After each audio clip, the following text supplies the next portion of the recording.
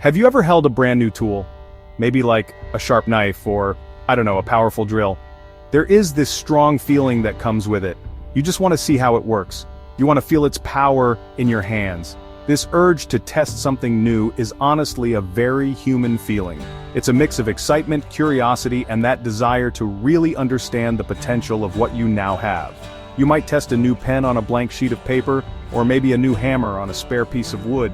The satisfaction comes from seeing the tool do its job perfectly, confirming both its quality and your own skill in using it. This same feeling? It was super familiar to the samurai of old Japan. A samurai's most important possession was definitely his sword, the katana. A new katana wasn't just a tool, it was like an extension of his soul and a symbol of his status. So when a samurai got a new blade, forged by a master swordsmith, the urge to test its sharpness and balance was, well, overwhelming. He needed to know if the sword was worthy of a warrior. Was the edge sharp enough to slice through a target with ease? Was the steel strong enough to handle the shock of impact? These weren't just trivial questions for a man whose life could actually depend on his weapon's performance in battle. The samurai had a few ways to test a new sword. They might use bundles of straw called tameshiwari, soaked in water to sort of mimic the density of human flesh. Other times they used bamboo stalks to check the blade's resilience and cutting angle. In more extreme cases, they used the bodies of executed criminals for sword testing, a practice known as Tsujigiri. It was a grim, but accepted method. It gave a realistic test of how the sword would perform against a human body, checking its ability to cut through bone and muscle without chipping or breaking. It was a cold, calculated process to make sure the weapon was fit for a warrior. But this practical need to test a weapon could sometimes turn much darker. For some samurai, testing on inanimate objects or dead bodies just wasn't enough. They actually wanted to test their blades on a living, moving target. They wanted to feel the blade cut through flesh in a real-world scenario. This led them out into the streets, often at night, searching for an unsuspecting victim. This terrible act had a specific name, Tsujigiri. It marked that moment when a warrior's professional curiosity twisted into a monstrous crime, turning a symbol of honor into an instrument of murder against the innocent. The word Tsujigiri is made up of two parts. Tsuji means crossroads or street corner, and giri means to cut or to slay. So together the term literally translates to crossroads killing. And honestly, that name is pretty accurate. The act often happened at a quiet crossroads after dark. A lone traveler, maybe a merchant or a farmer heading home, would be the perfect victim.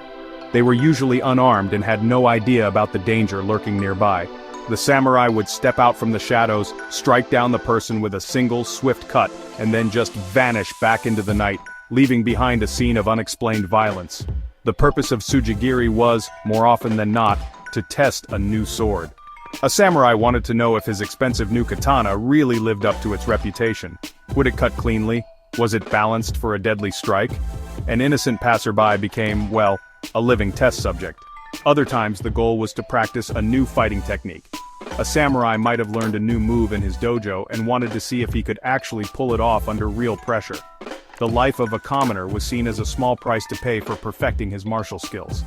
This cold logic turned city streets into, basically, training grounds for murder. But this practice wasn't just about testing weapons or techniques. For some samurai, it became a way to prove their courage or ruthlessness. During times of social upheaval, especially in the Sengoku period, or the Age of Warring States, violence was everywhere.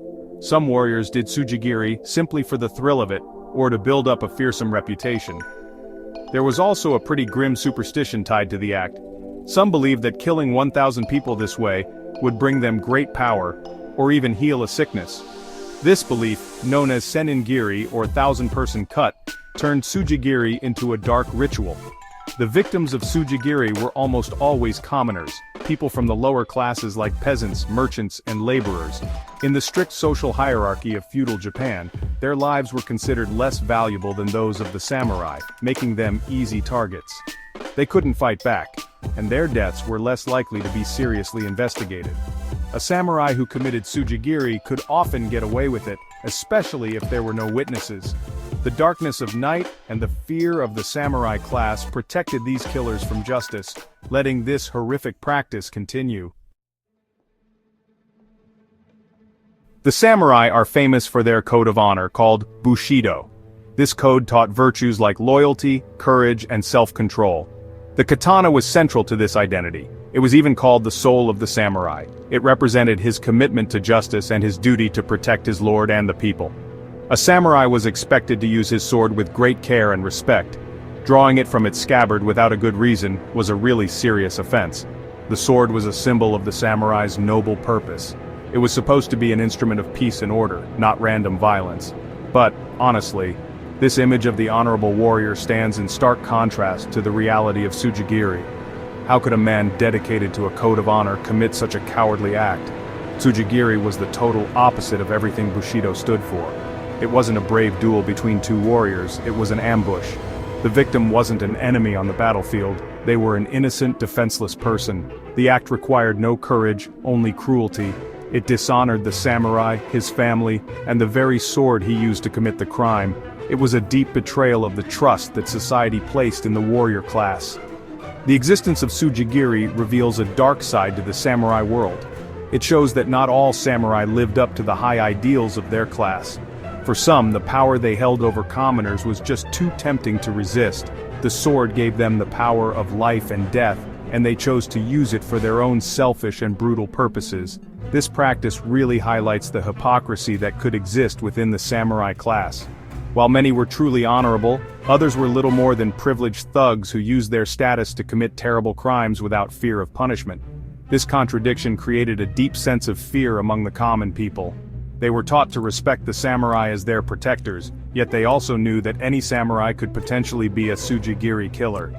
A chance encounter on a dark street could mean instant death. The same sword that was meant to defend them could be used to murder them for no reason at all. This made the samurai a figure of both admiration and terror. Their swords were symbols of both noble duty and unpredictable, lethal violence, representing the deep and often troubling complexities of feudal Japanese society. The samurai class held a special legal privilege known as kiri suit gomen. This phrase means authorization to cut and leave. It gave a samurai the right to strike down and even kill a member of a lower class who had seriously offended or insulted them. For this right to be considered legal, the insult had to be severe, and the samurai had to act immediately after the offense. There also had to be a witness to confirm that the samurai's honor had been challenged. After the act, the samurai was required to report the incident to the authorities and justify his actions. This legal right, however, was very different from Tsujigiri. Kirisute Gomen was, in theory, a regulated and defensive act. It was meant to uphold the samurai's honor and maintain social order. The commoner had to have done something wrong, like refusing to show proper respect or physically attacking the samurai. The act was a response to a provocation. It was not a random attack on an innocent person. The law provided a framework, however flawed, for when a samurai could legally use his sword against a commoner. It was a privilege that came with rules and responsibilities. Tsujigiri, on the other hand, broke all of these rules. It was premeditated murder, not a response to an insult. The victim was chosen at random and was completely innocent. There was no provocation and no challenge to the samurai's honor. The act was done in secret, often under the cover of darkness to avoid being caught.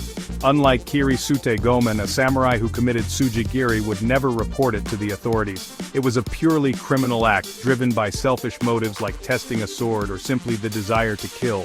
It was illegal and dishonorable by any standard, including the laws of the time.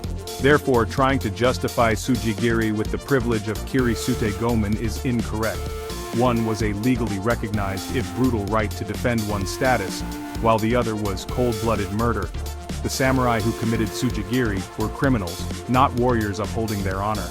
They were abusing their power and their weapons in the worst way possible. They ignored the strict conditions of Kirisute Gomen and instead acted as predators. This distinction is crucial for understanding why the authorities eventually came to view Tsujigiri as a serious threat to society that needed to be stopped. The practice of Tsujigiri became a serious problem during periods of widespread conflict and social breakdown, most notably the Sengoku period from the mid-15th to the early 17th century. This was an era of constant civil war. Central authority had collapsed, and regional warlords, or daimyo, fought each other for land and power. In this chaotic environment, the lines between soldier and bandit often blurred. Many samurai became ronin, or masterless warriors, after their lords were defeated. These men were often desperate and had no income, making them more likely to turn to violence and crime to survive. During these turbulent times, life was cheap, and the law was difficult to enforce. The ideals of Bushido were often forgotten in the brutal reality of war. For some samurai, killing became a habit, and they saw little difference between killing an enemy soldier on the battlefield and killing a helpless commoner on the street. The constant violence numbed them to the act of taking a human life. Tsujigiri was just one more expression of the lawlessness that gripped the country. With no strong government to stop them, these rogue samurai could act with impunity, spreading fear throughout the population. It was not only desperate ronin who committed these acts. Even samurai in the service of a lord sometimes engaged in tsujigiri. The pressure to be a skilled and ruthless warrior was immense. Some may have felt they needed to prove their martial prowess through these killings. Furthermore, the practice was not limited to samurai. Gangs of kabuki-mono, flamboyant street toughs who dressed in eccentric clothing and carried oversized swords, also roamed the streets. They were known for their violent behavior and often engaged in tsujigiri to intimidate rivals and terrorize neighborhoods, adding to the climate of fear. The transition from the chaos of the Sengoku period to the peace of the Edo period did not immediately end the problem. In the early years of the Tokugawa shogunate, many samurai struggled to adapt to a life without war. They were trained for battle, but now there were no battles to fight. This left thousands of warriors restless and without purpose. Some of them turned to tsujigiri out of boredom, frustration, or a twisted desire to feel like a warrior again. The streets of the newly peaceful cities, especially Edo, modern-day Tokyo, became the new battlegrounds for these disaffected samurai. As peace took hold during the Edo period from 1603 to 1868, the Tokugawa shogunate worked hard to establish law and order. The government could no longer tolerate the random violence that had plagued the country during the wars. Tsujigiri was seen as a major threat to public safety and a challenge to the shogunate's authority. To combat the problem, the government introduced extremely strict laws and severe punishments. Any samurai caught committing tsujigiri was treated as a common murderer. They were stripped of their rank and privileges and faced a dishonorable execution, often crucifixion, which served as a powerful warning to others. The government also took steps to control the ronin population. Many masterless samurai were responsible for the violence, so the shogunate implemented policies to either employ them or restrict their movements. The authorities in major cities like Edo increased night patrols. This made it much more difficult for a killer to strike without being seen or caught.